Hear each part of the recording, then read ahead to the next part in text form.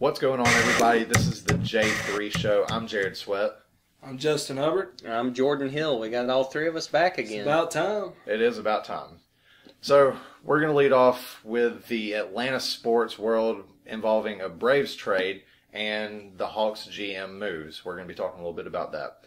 Then we're going to have a discussion about Pete Rose, some developments recently came into the sports world, and we're going to be talking about the implications of those and the implications of Pete Rose's future in the Hall of Fame or lack thereof.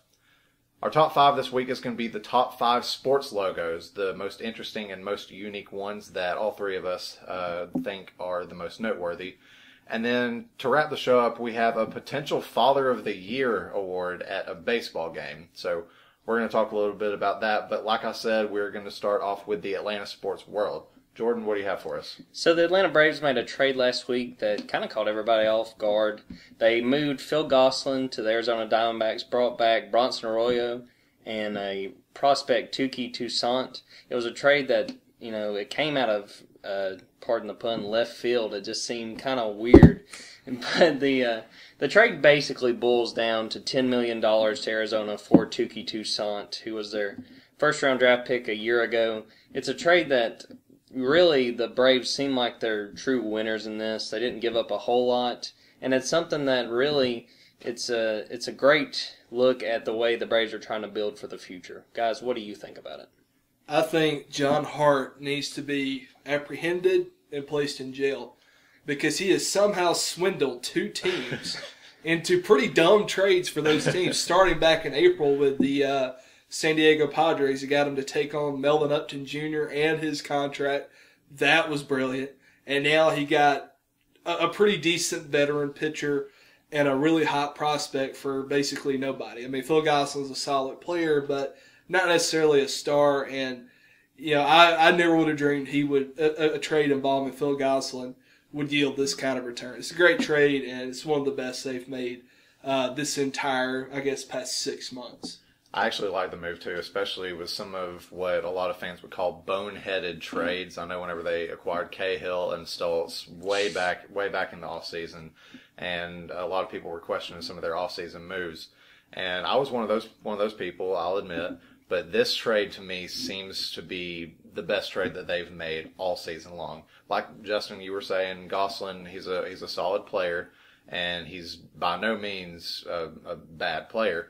But being able to move Gosselin and get Arroyo and this prospect Toussaint in return is an absolute steal, is how you're referring to it. So John Hart, like you said, should be in jail because he has stolen a very proven and good pitcher in Arroyo and the former first-round pick from the Diamondbacks in Toussaint. It's something that, really Braves fans should be very excited about the way they're building these teams. Now, with Arroyo, he did have Tommy John surgery last year, so he won't be back till August. But with Toussaint, this was a first-round pick a year ago. And really, I think the product of them moving him is the fact that Arizona has a new front office with Tony La Russa and Dave Stewart. So I guess, he didn't fit the build that they're looking for there.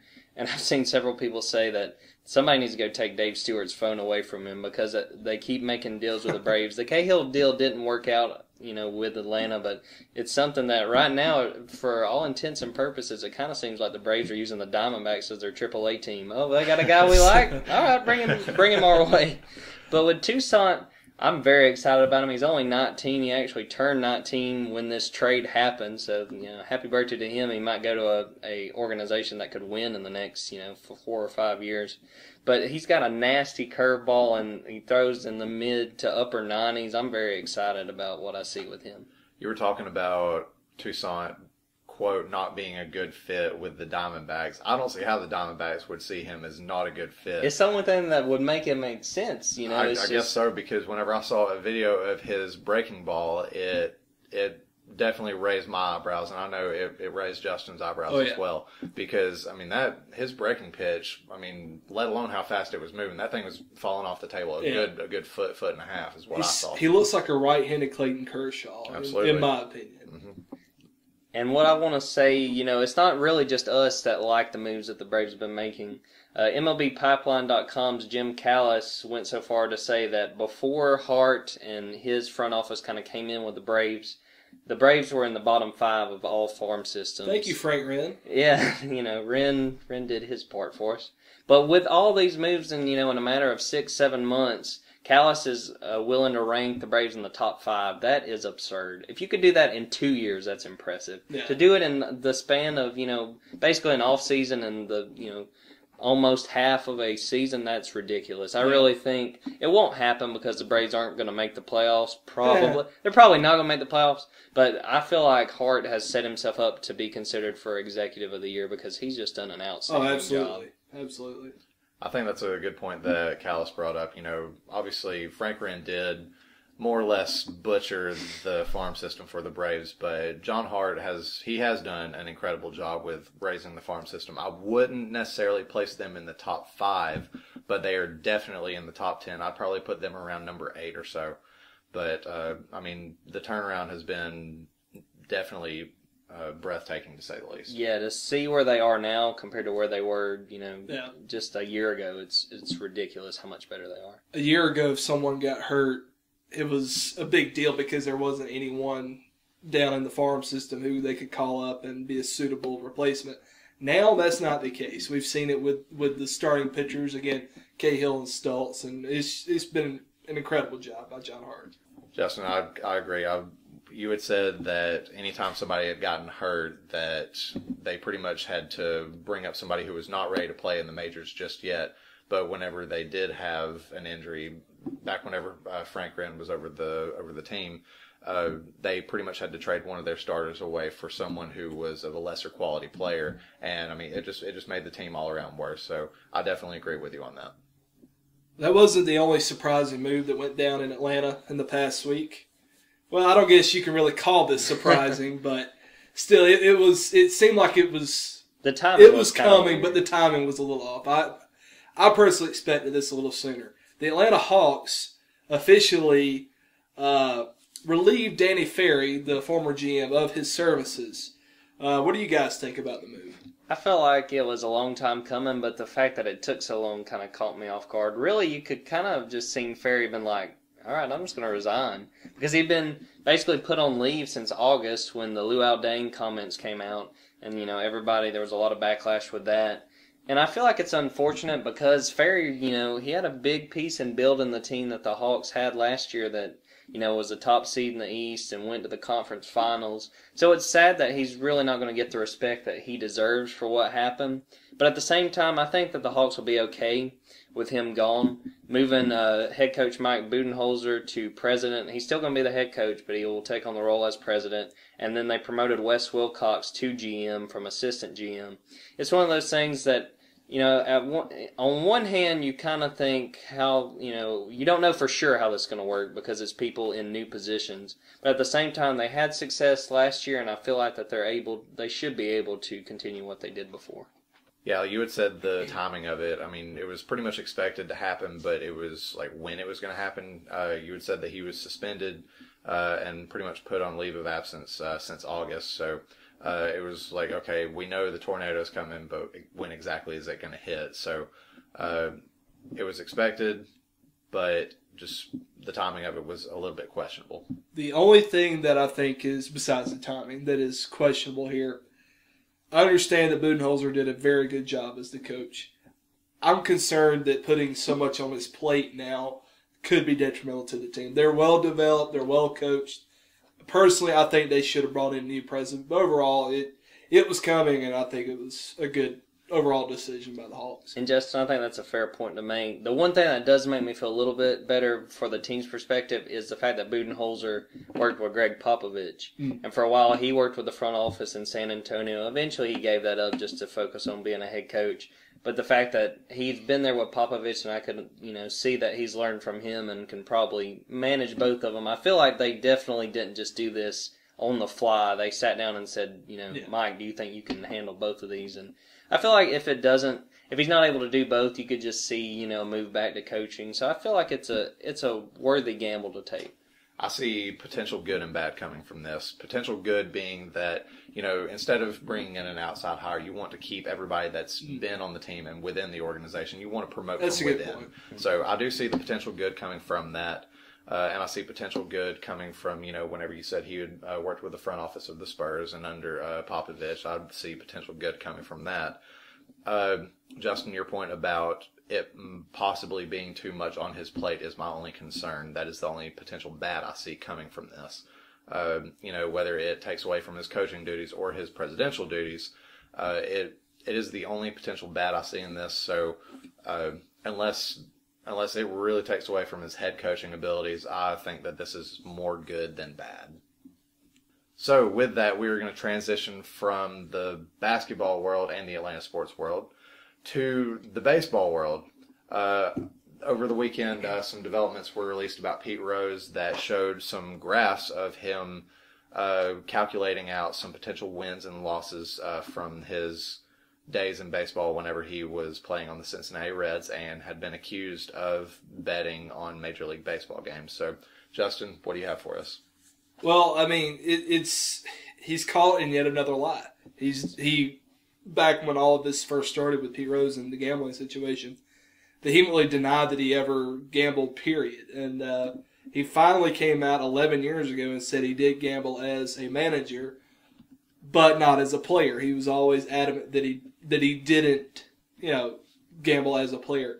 It's pretty sad to see it because in the last several months, a lot of talk has come out from MLB Commissioner Rob Manfred about the possibility of Pete Rose being reinstated to the MLB, and of course he's going to be involved in the All-Star Game festivities this year. And I think it's pretty sad. It's one of those things. He's kind of like Elvis. He's caught in a trap he can't get out. I mean, Rose is just at first you had to butcher my favorite Elvis song. It just hit me, man. But I'm gonna leave this show. But Rose it's one of those things where I didn't gamble. Well, I only gambled as a manager. Well, I gambled my last year as a baseball player. Maybe it'll come out that he gambled the last 6 years, or it'll come out he's gambled since he was a rookie.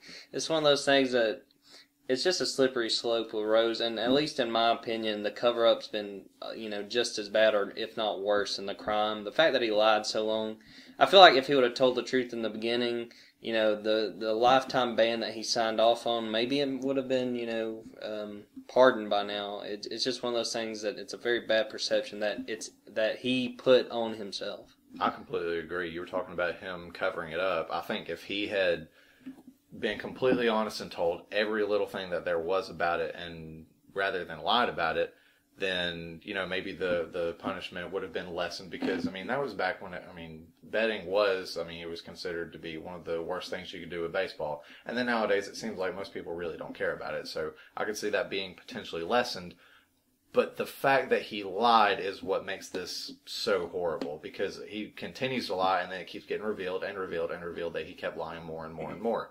So I feel like if he had not have lied, then this would have turned out a whole lot better for him, and this wouldn't even be a story right now. We wouldn't even be talking about it. So the question now is, does Pete Rose belong in the Hall of Fame? I'll start off with you, Jared. What do you think? It's a shame, because he's one of the best hitters of all time, no doubt, one of the best players of all time. He was phenomenal with the Reds, and even whenever he was helping out with them for a little bit, it's sad. I'm going to say no, he does not belong in the Hall of Fame, simply because he lied about it. Yes, he did break a rule in baseball, but and everyone will argue, okay, well, A-Rod and Barry Bonds broke rules in baseball. Well, that may be true, but they're almost forgiven for it, and it's kind of a shame. I say they're almost forgiven for it, but I don't know. It's a slippery slope, because it's like, okay, well, are we going to conclude that since one person broke the rules, is that going across the board for everybody? And I don't know. I guess the fact that, like I said, whenever Rose lied about it, that pretty much sealed the deal. That was the writing on the wall that said, no, Pete Rose will not be in the Hall of Fame. And I'm going to stick to that. Pete Rose will not be in the Hall of Fame. Well, to me, I think he should be, just because I mean, you can question his character and his ethics, but to me, that's not what the Baseball Hall of Fame is about. We're not putting choir boys in here. It's just like, I mean, I know, he broke rules and he lied about them, but, I mean, all the records he had, the hits, the success he had, arguably the greatest hitter of all time. To me, it trumps what you think of him as a person and as an individual.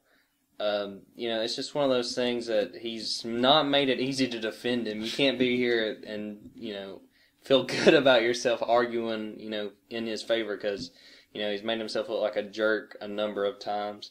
But just the success he had, across the league in Cincinnati, Montreal, and Philadelphia, I just look at the success and the numbers he put up, and I hate that, you can totally, I mean, when you make this argument, it's not clear-cut either way. Because there's clear arguments either way, but I feel like he deserves, because of what he did as a player, I think he deserves to be in the Hall of Fame. Well, it is clear-cut, Jordan. I'd like to read you something. This is Major League Baseball, rule number 21D. And this is what Pete Rose did right here. And this, Jared, is why he received the punishment he did. The lifetime ban had nothing to do with his lying, because this rule says, any player, umpire, or club or league official or employee who shall bet any sum whatsoever upon any baseball game in connection with which the bettor has a duty to perform shall be declared permanently ineligible. And I mean that's as cut and dry and black and white as it can get. He explicitly broke a rule, and he received the correct punishment. And then when the ban was placed, he signed a document that says this: Peter Edward Rose acknowledges that the commissioner has a factual basis to impose the penalty provided herein, and hereby accepts the penalty, lifetime ban, imposed on him by the commissioner, and agrees not to challenge that penalty in court or otherwise. That's the end of the discussion, in my opinion. He broke a rule that was written at that time. The difference between this and the steroid era is that the MLB's drug policy was terrible until like 2004, 2005. So that's what separates the two things. I agree that steroid users shouldn't be in the Hall of Fame either, because that was horrible. That ruined the game. But if the MLB allowed him in, that would do more to ruin the integrity of the MLB than allowing Barry Bonds in the Hall of Fame. So I'll bring up an alternative question instead. Since it's lifetime ban, when Pete Rose dies, should they elect him to the Hall of Fame? No. I think it should be the same as Shoeless Joe Jackson and everybody else with the Black Sox. See, I disagree. The idea that but at the same time, a few years ago, Pete Rose brought up a good point about the lifetime ban. When Sparky Anderson, who managed the Tigers and the Reds, passed away, they honored him by retiring his number. And basically Rose was like, what's the point? He's dead. You know what I mean? Like, it doesn't mean anything. He's not here to, to see what it's like. So, I mean, the lifetime ban part that you brought up is a great counter to what I said. And I feel like if we're going to rely on that at the same time, I still think that once he passes away, that he should be in the Hall of Fame. Well, then again, what is the point? He's dead. Yeah, I mean, it's I true. mean, it's a sticky situation that you could counter it every other way when you look at it. It's just hard for me to decide, one way or the other. I just look at the numbers and say, he's one of the best of all time. Well, I'll look at the rule book and the rule that he broke and the fact that he accepted the punishment for that rule, and that should be it. I don't even think he should appeal because he agreed to it. He signed his name to that document. You can look it up online. To me, that's it. Yeah. And that's why this is such a continuing discussion, because, this has been going on for, 26 years. Yeah, 26 years in July, I think. Something like that. Yep, and, the fact that we're still discussing it now And we could take a whole show, too, to discuss it. Oh, absolutely. We're not going to, but we could. It's 26 years come August 23rd. All right. August 23rd, 26 years that... we'll honor it with a day-long argument about it. All right, and Justin will head it, so... All right. That should be fun. Oh, yeah. All right, with that, we are going to move into the next segment of our show, our top 5 segment of the week. This week is our sports logos. So, I'm going to start us off. My number 5 is, I'm going to go old school here, and I'm going to go Montreal Expos. You know, if you look at the Montreal Expos, the fact that it was just it was such a unique looking emblem. It had the M with the red, white, and blue on it. And this is whenever the Expos were still in the NL East, and whenever, I don't know, it just always was easy on the eyes to me. You know, I mean, I like seeing red, white, and blue, even though they may be from Canada, but I still like it. Yeah, it's definitely one of the better logos, and I can remember the first Braves game I ever went to, they played the Expos, so it's kind of neat now that they're not there to look back at it, and, you know, it's something that, it's so weird to think about. You can tell your kids about how they saw you saw the Expos, and they're like, what? You mean the Washington Nationals? What? You know, it's something cool to look at. Number 4, I'm going to go with San Diego State. If you take a look at San Diego State's logo, it has an S and a D. The S is interweaving through the D, obviously making it look like the initials for San Diego. And on either end of the D in the logo, it is formatted to look like a spear or like a javelin. And I think, I mean, for the Aztecs, I think it's a really intricate and cool logo, all while being pretty simple. Number 3, I'm going to go with the New England Revolution. I like how the way that they formatted it to look like the American flag with a soccer ball being the blue area where the stars are. So I like how they did that, and then they made the red and white part look like it was a waving flag. I thought that was a really cool design. I like the way that these New England teams, like the Patriots, are using that theme of, you know, patriotism and using the red, white, and blue. So that's a pretty cool touch by them, I think. New England was where our it country all was began. born. It so, all began. Yeah, it's not by coincidence. Yeah. No. Number 2, I've got the Boise State Broncos.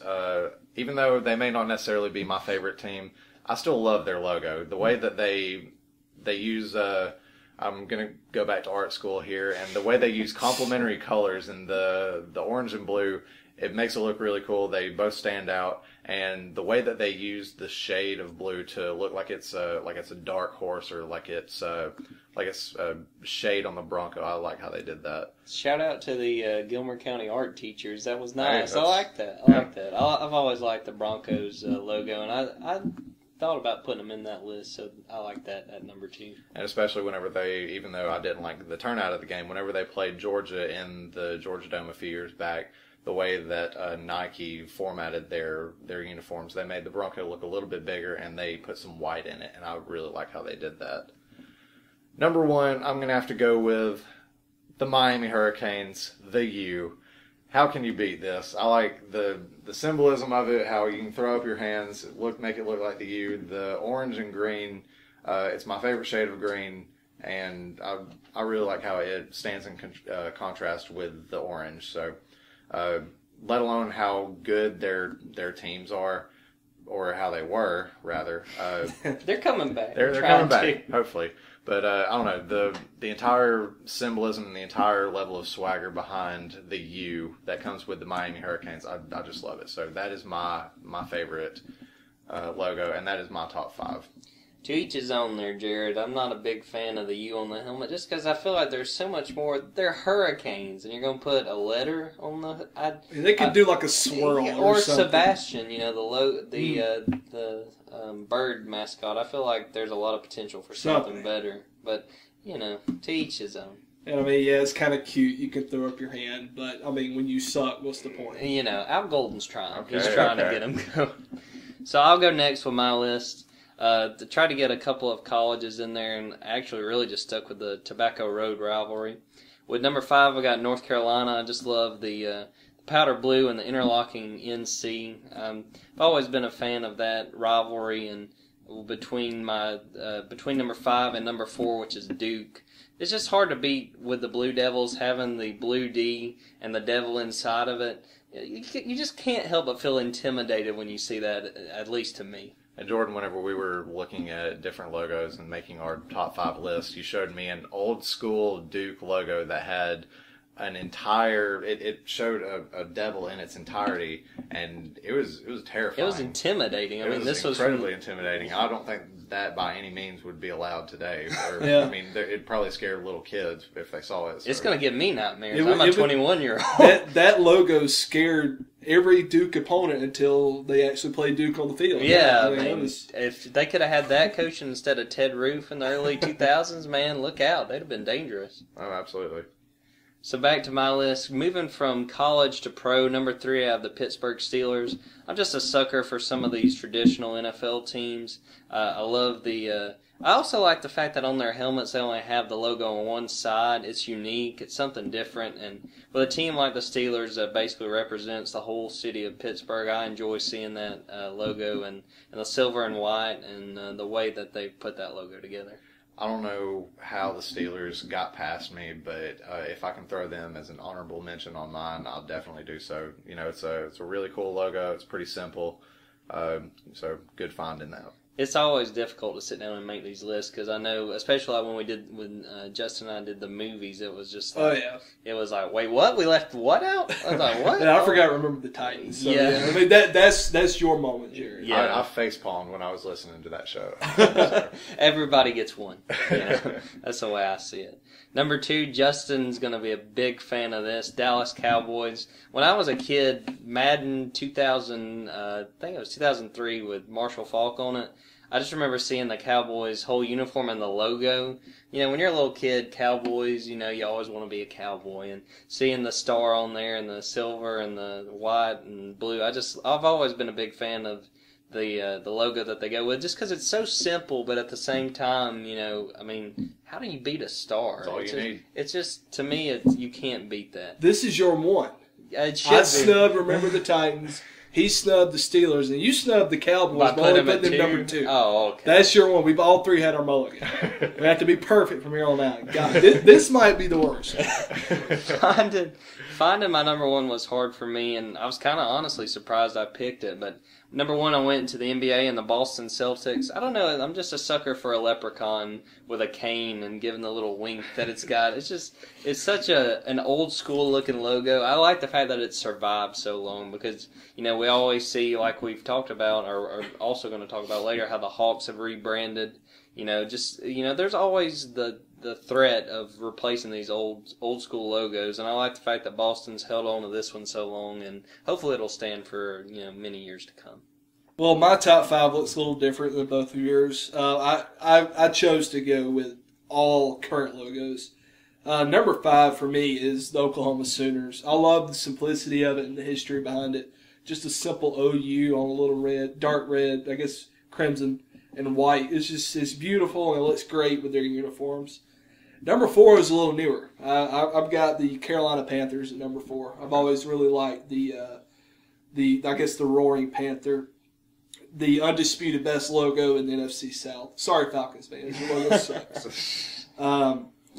Well, yeah, I've always been a big fan of Carolina's logo. It's just, anytime you can make something look, I don't know, fierce, it's always something to go for. I always liked their logo, and Jacksonville's before they changed it to what they got now, but I'm definitely a big fan of the Panthers logo. The Panthers took it a step further because if you go visit their field, their stadium, they've got these big, gigantic, marble panthers lined up all around the thing. It's so cool. It looks like something from Ghostbusters or something like that. Let alone the gigantic eyes that are contrast to a black background on either end of the end zone. So I mean, if you're on the field and you look up, I mean, those panther eyes are going to be staring at you. So definitely fierce.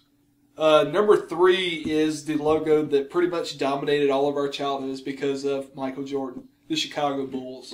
Such a great logo that has stood the test of time. I'm not exactly sure how long it's been there, but it's been there for a while.